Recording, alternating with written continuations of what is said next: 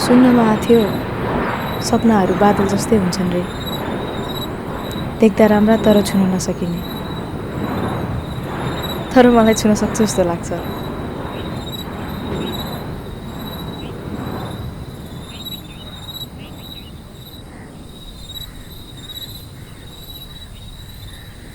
Tragic story.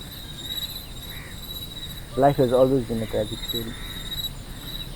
यसो सोच्न थालिस् भने नि तेरो एक्सन्सहरूको डिसिजन्सहरूको कुनै मिनिङ नै छैन। किन छैन मिनिङ?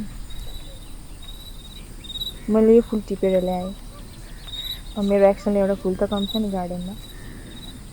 चल थाहा मात्रै हुन्न क्या हाम्रो हरेक एक्सन। त्यो त हो, तर तैँले फरक चाहिँ के पारिस् त?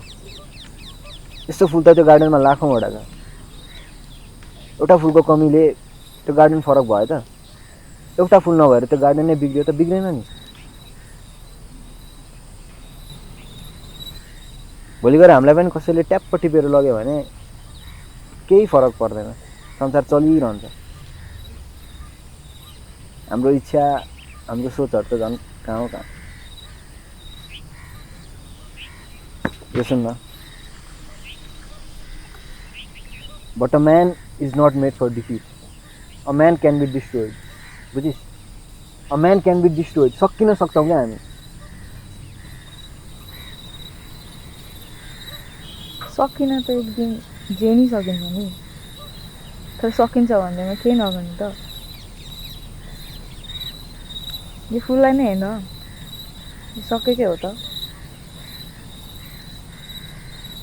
खै यार, सबले यस्तै भन्छन्। संसारको नेचर नै बुझ्न गाह्रो।